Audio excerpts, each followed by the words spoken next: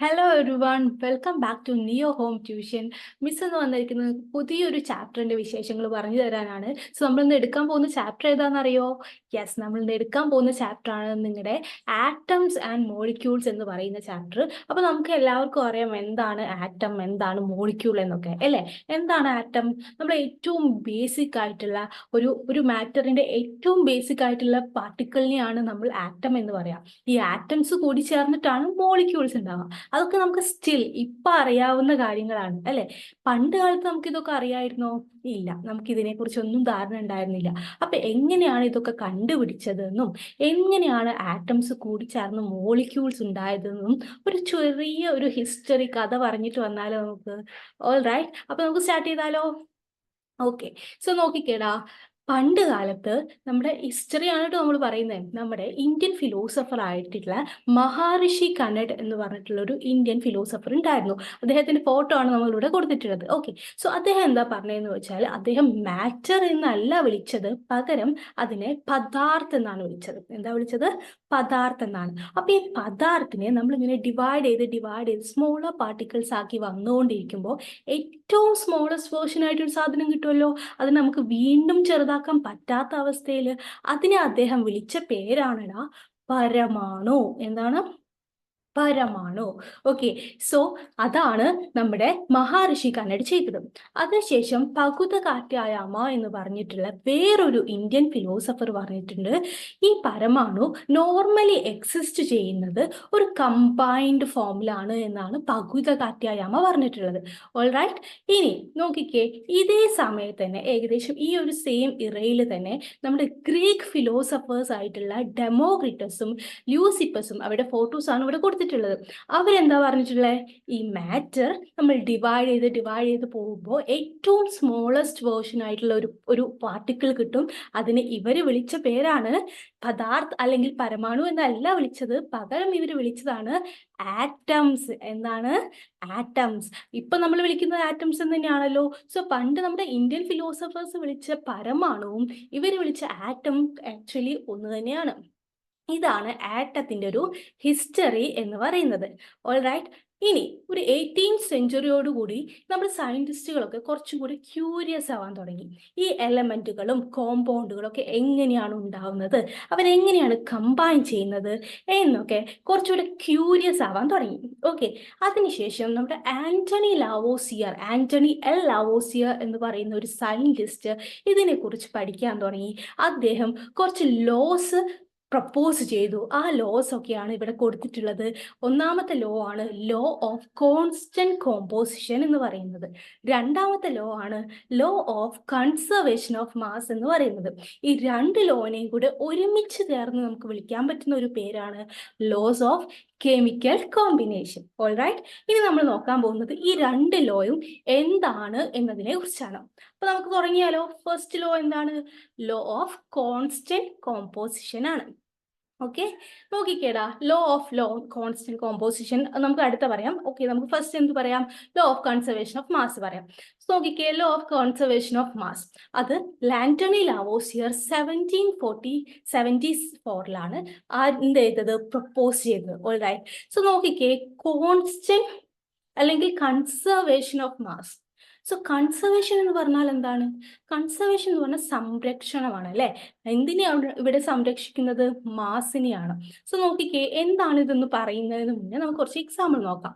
ഇവിടെ നോക്കിക്കേടാ, ഇവിടെ മിസ് എടുത്തിട്ടുണ്ട് 1, 2 എന്ന് പറഞ്ഞിട്ടുള്ള രണ്ട് സാധനങ്ങൾ എടുത്തിട്ടുണ്ട്. ഇവിടെ കാണുന്നുണ്ടല്ലോ 1 and 2 അല്ലെ. ഇത് രണ്ടും റിയാക്റ്റന്റുകളാണ്. ഈ 1ഉം 2ഉം കൂടെ റിയാക്ട് ചെയ്തിട്ട് നമുക്ക് കിട്ടുന്ന ഒരു പുതിയ പ്രൊഡക്റ്റ് ആണെടാ 3 എന്ന് പറയുന്നത്. എന്താണ്? 1ഉം 2ഉം കൂടെ റിയാക്ട് ചെയ്ത് കിട്ടുന്ന പുതിയ പ്രൊഡക്റ്റ് ആണ് 3 എന്ന് പറയുന്നത്. ഇവിടെ നമ്മൾ 1നെയും 2നെയും കൂടെ മെഷർ ചെയ്യുന്നുണ്ട്. അതാണ് 80 ഗ്രാം. ഓൾ റൈറ്റ്, 80 ഗ്രാം ആണ് 1ന്റെയും 2ന്റെയും മാസ് എന്ന് പറയുന്നത്.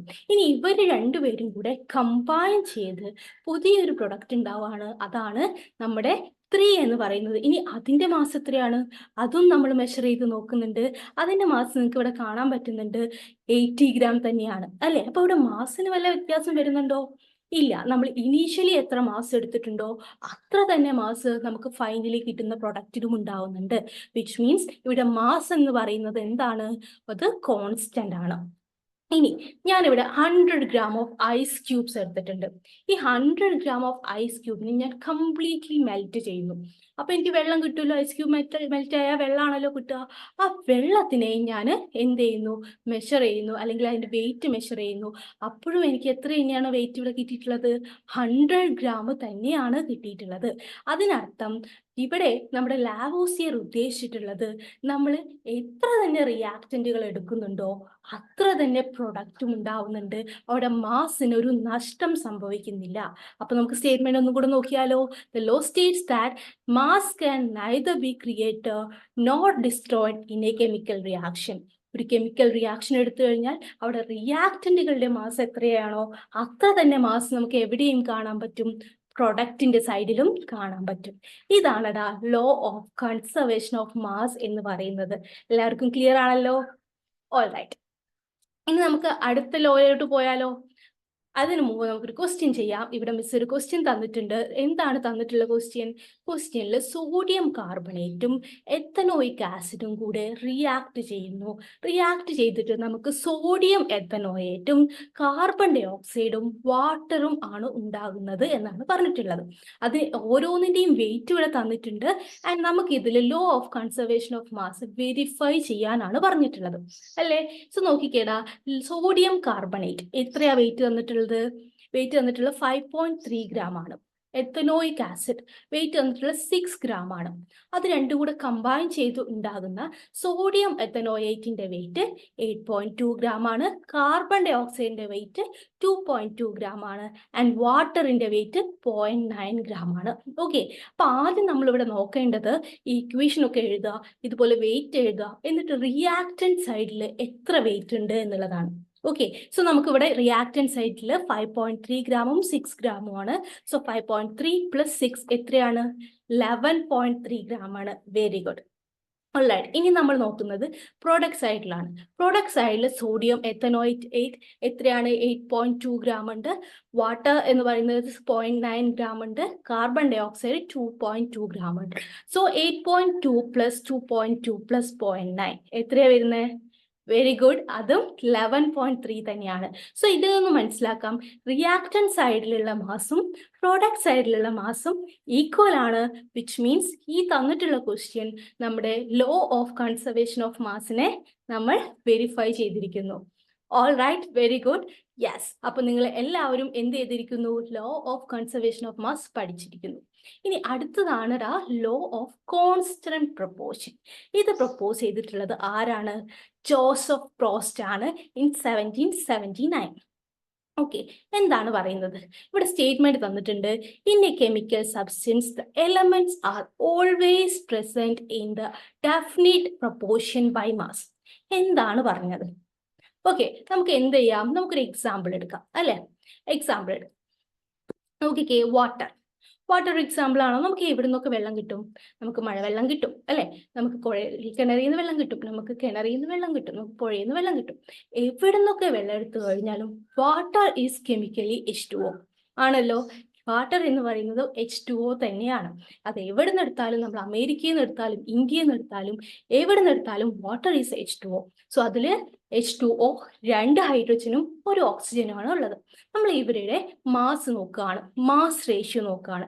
ഒരു ഹൈഡ്രജന്റെ മാസ് 1 ആണ്, 2 ഹൈഡ്രജൻ ഉള്ളതുകൊണ്ട് മാസ് 2 ആണ്. ഓക്സിജന്റെ മാസ് 16 ആണ്. സോ 2:16 എന്ന് കിട്ടും. So that is 1:8. ഇത് മാസുകളുടെ റേഷ്യോ ആണ്. സോ നമുക്ക് പറയാൻ പറ്റും ഏത് സോഴ്സിൽ നിന്നായിക്കോട്ടെ വാട്ടറിന്റെ മാസുകളുടെ ratio, hydrogen oxygen mass ratio 1:8 തന്നെയാണ്. നമ്മളിത് എവിടെ നിന്ന് എടുത്താലും റേഷ്യോ മാറാൻ പോകുന്നില്ല. ഓക്കെ, അടുത്തത് അമോണിയ. അമോണിയ എന്താണ്? NH3 അല്ലെ. നമ്മൾ ഏത് സോഴ്സിൽ നിന്നും അമോണിയ എടുത്താലും അമോണിയ ഈസ് സ്റ്റിൽ NH3. 1 നൈട്രജനും 3 ഹൈഡ്രജനുമാണ് അമോണിയയിൽ ഉള്ളത്. So അമോണിയയിൽ നൈട്രജന്റെ mass എത്രയാണടാ? 14 ആണ്. ഹൈഡ്രജൻ 1 ആണെങ്കിൽ, ഒരു ഹൈഡ്രജൻ ആണെങ്കിൽ 1, 3 ഹൈഡ്രജൻ ഉള്ളതുകൊണ്ട് 3. സോ 14:3 ആയിരിക്കും നൈട്രജനിലും ഹൈഡ്രജനും തമ്മിലുള്ള മാസ് റേഷ്യോ ഇൻ അമോണിയ. ഇനി അടുത്തത് നോക്കിക്കേ, കാർബണും ഓക്സിജനും കൂടെ കമ്പൈൻ ചെയ്തിട്ട് കാർബൺ മോണോക്സൈഡും ഉണ്ടാകും, കാർബൺ ഡൈ ഡയോക്സൈഡ് ഉണ്ടാവും. ആണല്ലോ. സോ ഇവിടെ കാർബൺ മോണോക്സൈഡ് ആണെങ്കിൽ ഒരു carbon 12, oxygen 16, 12:16, that is 3:4. And carbon dioxide ആണെങ്കിലോ ഒരു കാർബണും 2 ഓക്സിജൻ ആണ് ഉള്ളത്. സോ കാർബൺ 12:32, that is 3:8 എന്നുള്ള റേഷ്യോ കിട്ടും. സോ ഏതൊക്കെ സോഴ്സ് ആയിക്കോട്ടെ, കാർബൺ ഡയോക്സൈഡ് ആണോ അവിടെ കാർബണിന്റെയും ഓക്സിജന്റെയും റേഷ്യോ 3:8 ആണ്. എവിടെ നിന്ന് തന്നെ കിട്ടുന്ന കാർബൺ മോണോക്സൈഡ് ആയിക്കോട്ടെ, ഫാക്ടറിയിൽ നിന്നായിക്കോട്ടെ, വാഹനങ്ങളിൽ നിന്നായിക്കോട്ടെ, നമ്മളെന്തെങ്കിലും കത്തിക്കുമ്പോൾ ഉള്ളതായിക്കോട്ടെ, അവിടെ നിന്ന് കിട്ടുന്ന കാർബൺ ഓക്സിജൻ റേഷ്യോ 3:4 ആണ്. അതുപോലെ തന്നെ hydrogen oxygen ratio in water 1:8 ആണ്. അമോണിയ ആണെങ്കിൽ അത് 14:3 ആണ്. അപ്പൊ ഈ ഒരു സോഴ്സിന് റെസ്പെക്റ്റീവ് ആയിട്ട് അവിടെ ഉണ്ടാവുന്ന മാസ് റേഷ്യോ സെയിം ആണ് എന്നാണ് ജോസഫ് പ്രോസ്റ്റ് പറഞ്ഞിട്ടുള്ളത്. ഓൾറൈറ്റ്, ഇത്രയാണ് നമ്മളിപ്പോൾ ഇന്നത്തെ ക്ലാസ്സിൽ എടുത്തത്. നമ്മൾ ഇന്ന് പറഞ്ഞത് എന്താണ്? ആറ്റം, മോളിക്യൂൾ, അതിൻ്റെ ഒരു ചെറിയൊരു ഹിസ്റ്ററി നമ്മൾ പറഞ്ഞു. അതിനുശേഷം എങ്ങനെയാണ് ഇവർ ഉണ്ടാവുന്നത് എന്നുള്ളത് നമ്മൾ കോമ്പിനേഷൻസിന്റെ ഒരു 2 ലോസ് ആണ് പറഞ്ഞത് ലോ ഓഫ് കെമിക്കൽ കോമ്പിനേഷൻസും അതുപോലെ തന്നെ ലോ ഓഫ് കൺസർവേഷൻ ഓഫ് മാസും. സോ ഇന്നത്തെ ടോപ്പിക് എല്ലാവർക്കും ഇഷ്ടമായി എന്ന് വിചാരിക്കുന്നു. നെക്സ്റ്റ് ക്ലാസ്സിൽ നമുക്ക് വേറെ ഒരു ടോപ്പിക്കായിട്ട് കാണാം. Until take care, by.